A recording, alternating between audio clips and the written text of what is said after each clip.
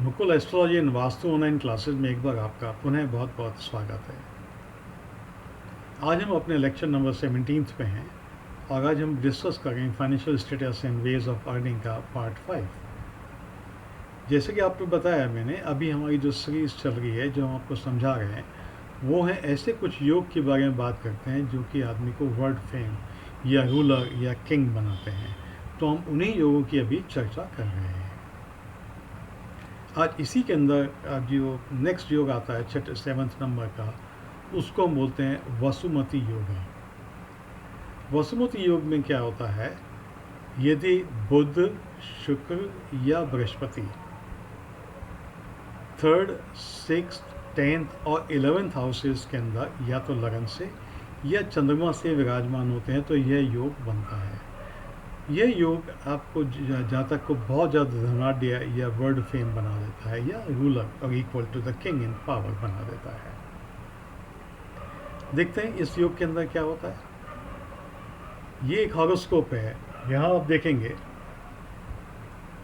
कि यहाँ पर आप देखेंगे कि बुध और शुक्र ये दोनों तो हैं, ये 10th हाउस में हैं और बृहस्पति जो है 11th हाउस में है।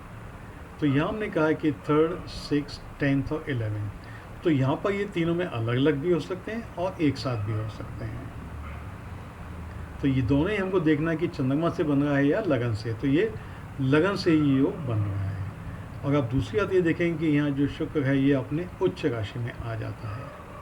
तो ये वसुमती योग जो है ये पूर्ण रूप से इस कुंडली के अंदर घटित हो रहा है। तो इस योग के अंदर आप देखेंगे, this is the horoscope of Ramkrishna Dalmia, जो भारत के बहुत बड़े इंडस्ट्रियलिस्ट रह चुके हैं। एक और एग्जांपल हम देखते हैं। यहाँ पर चंद्रमा जो है वो आपके मकर राशि में है और इससे 1, 2, 3, 4, 5, 6 छठे स्थान पे आपके बृहस्पति विराजमान है। मैं दोबारा बता देता हूँ, 1, 2, 3, 4, 5 एंड 6। तो छठे घर में चंद्रमा से बृहस्पति हैं जो कुंडली के नवम भाव में हैं। इसी तरह से सप्तम, अष्टम, नवम एंड दशम, और दशम भाव में आपको यहाँ शुक्र विराजमान है जो कि अपनी स्वयं की राशि में बैठे हुए हैं। और बुध जो हैं वो द्वितीय हाउस में हैं, लेकिन ये 11th हाउस में है चंद्रमा के साथ, चंद्रमा से। तो यहाँ भी जो वसुमती योग है ये पूर्ण रूप से इस कुंडली के अंदर घटित हो रहा है। तो ये जो कुंडली है आप देखेंगे, this is the horoscope of mister के बिड़ला, जो कि एक बहुत बड़े इंडस्ट्रियलिस्ट इंडिया के अंदर रह चुके हैं। तो आपने देखा कि ये जो योग है, इस योग की उपस्थिति के कारण ये इतनी ऊंचाइयों तक पहुंच पाए हैं। एक और योग की हम बात करेंगे, एग्जॉल्टेड बोन, उच्च राशि में या तो चंद्रमा विराजमान हो और बृहस्पति उनको देखे, या चंद्रमा जो है it is expected by a planet occupying exalted sign और ओन साइन। तो ये योग है, ये दो तरह से घटित होता है।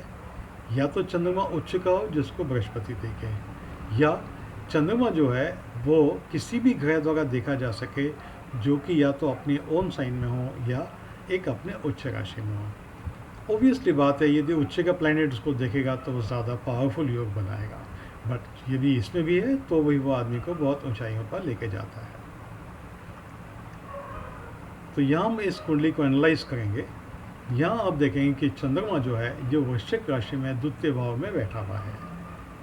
यहाँ पर आप देखेंगे कि मंगल जो अपनी अष्टम दृष्टि से इसको देख रहा है, और मंगल जो है अपनी स्वयं की राशि में बैठा हुआ है। तो आप यहाँ से देखिएगा 1, 2, 3, 4, 5, 6, 7 एंड 8।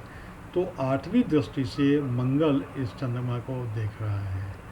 तो ये जो योग हमने आपको पिछले वर्णित किया, ये यहाँ पर पूर्ण रूप से घटित हो रहा है।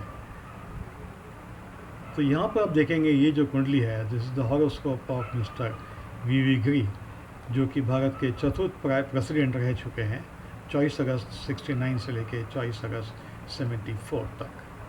तो आपने देखा कि ये योगों की उपस्थिति जातक को कितनी बुलंदियों तक ले जाती है, और यही कुछ योग हैं जिनके बारे में आगे की वीडियो में भी चर्चा करते रहेंगे। So thanks for watching this video. Please consider it to like, subscribe, and share in order not to miss the upcoming uploads. Thank you.